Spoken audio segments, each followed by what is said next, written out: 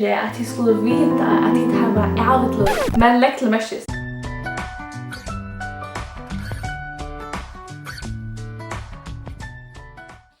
Hej! Hjärtligt välkommen till VAKURLEIKI.FO. Jag vill först börja med att tacka alla de som så trofast att följa vi och jag tackar stigen som ber för mig. Det är onekligen jag säga. Vi har i underförande videon snackat om endurföring eller vägen till frälsa, hur vi blir frälst. Och det är många av de som känner vägen till frälsa nu. Trygg av Jesu fullgjorda verk. Men det är också många av de som Ivast om till verkligen är frälst. Och vi kan se vid öron och öron att det är Ivast och i Frelsuvissa. För att spela första spårning, Hvussu kan en vita vid Vissan att han är frälstur. Och det är tredje sannlagar som är för att lägga framför tikkon som jag vill att jag skulle lusta efter attor och verkligen hugsa om intill tid verkligen skiljader. Nummer 8. Bibeln och Guds. Hon är fullkomliga sån och du kan lyda av henne. Nummer 2. Bibeln säger att om du tror av Herren Jesus och vänder vi från synden till honom så ska du vara frälstur. Nummer 3. Spårningen är tog. Är du närmare kommit till Jesus som är förtappt ur syndare och har bean om att frälsa det? Är du närmare tid mot honom som stärgångmann och bär straffarna för tunna synd? Hettar vill säga att du först Frelsuvissa vid att läsa i Bibeln. Hesen sannlagen är krökt framborren i 1 Johannes 5:13. Och som vi menar där till att lära till detta verser utan ett. Hettar vi skriva till tickare för att de skulle veta att det var evnið till det tryggva av namn Guds soner. Och det är så krökt. Men människor, de vill ju ofta ha verser eller leva således. Hesar glädje och känslor har vi givet dig om fyra att de skulle veta att det var evnið. Men lägg till märkes. Här känner du inte glädje känslor. Men här känner du Hettar. Hettar har vi skrivit till tickare. Och det som man menar vi är Hettar brevet, Bibeln och Guds. Och varsågod, om du Ivast så är du inte den enaste. Efter Jesus var färdig till himmel så är det många människor som Ivast i Frelsuvissa.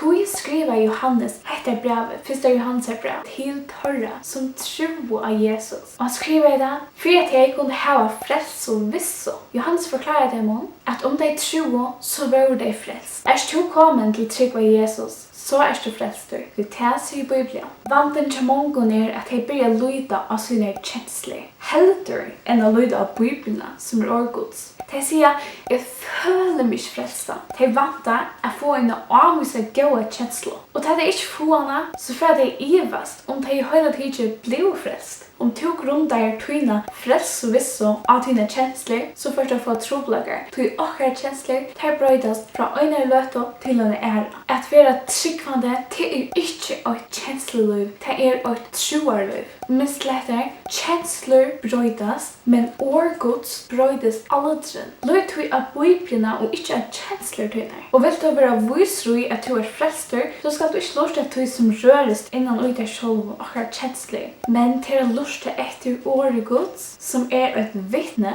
som aldrig förskrift. Johannes 6:24 säger, sannliga säger dikom, han är tror av mig hever evigt liv. Här är tre självens skriften, Bibeln, kan en tryggvande och annan mått få vissa att han är frälstur. Det är några ting som Bibeln snackar om. Nummer 8. Att han som är frälstur, han älskar felags tryggvande. 2. Han är ju frälstur hever heliga andan som vittnesbord och i sig. Andans vittnesbord är en inre glädje och frier som är given taimon som tryggva och Guds. Tada säger att allt är ju tryggva Jesus är frälst. Anden vittnar för henne tryggvande tjöknom Bibeln. 3. Han är frälstur är hatar synd och älskar det här som rätt är. Högast en tryggvande syndar och tvivare syndar så räver synden korsen inte över honom långt. Synda lövi känner han inte långt. Och vi kan säga att han kan synda och leva i synd, men han trivs inte i syndene, till han finner något nytt natur. Jag får läsa heftinum som är trygg, vissa och glädje. Och när vi attackar mot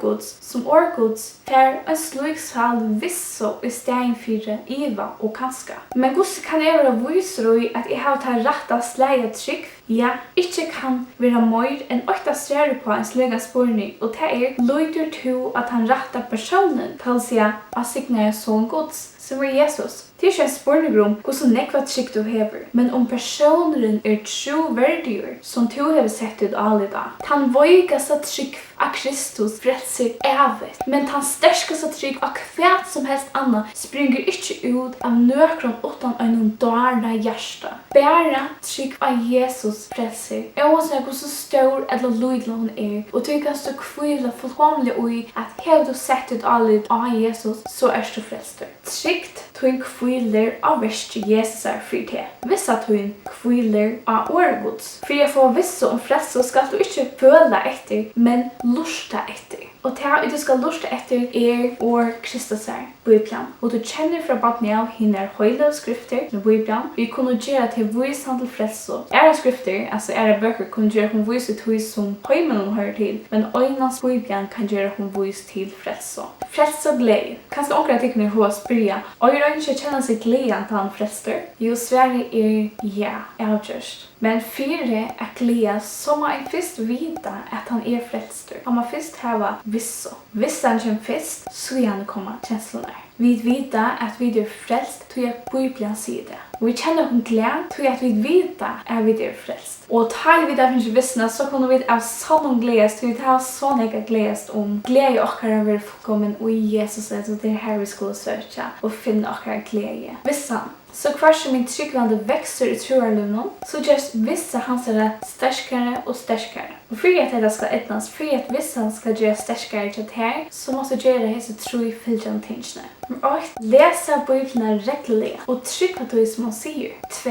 Be god största trycktöjna ta och läser hans år. Nummer 3. Se öron fra Jesus som har frälst till. Ivast 2. Så skulle det göra tajmade gåra som Ivast om de när du blev frälst, men som fel inte ska vara vis ut i. Väldigt ganska att du ångte förhever tro av Jesus, lägger han men du är kört visar, och du lär sig att vita utan Iva att du är Guds barn. Om du är kört visar och att du är frälst, så att du har gjort hese tänkande. Först, du har sagt Jesus är god och fra i bön att du inte är helt visar att du är frälster, men att du fäng vilt vara frälster på ett nu. Se honom att du varst, att du där självan så är som förtappte syndare, och du är först ända i förtappelse i helvete, vi så dörst på ett nu, till när stöv utan Jesus. Tack så emot Jesus som tog en frälsare, trygg av att han dög för tuna synd av Golgata, och att han är förr och villigur att frälsa till på ett nu. Och så kan så hittar ju Apostlagärningarna 16:31 att Hettar för hända här om du tror på ett nu. Det ständer, trygg av Herre Jesus och du skalt vara frälster. Hettar är Bibeln som säger det, så trygg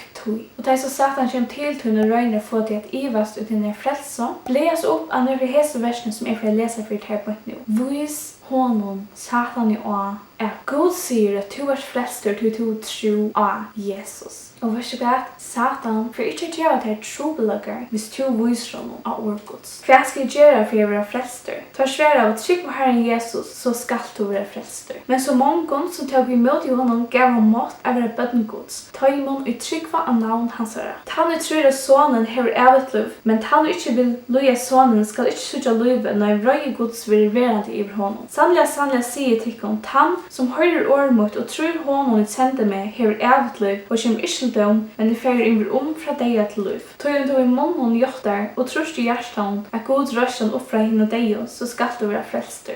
Det som vi da snakker om i dag er Frelsuvissa, og hvis vi skal se urslitet og i øyne setninger, for å få Frelsuvissa, så må vi lese Bibelen og trykke henne. Så første dagens for at gjøre en sånn her, så jeg fikk ikke alt vi i video her på henne. Hun forteller evangeliet og gir lite om gruppkjøret. Nast for emnet vera, er vi frelsa, eller øyne for frelster, alltid frelster. Vi ses just.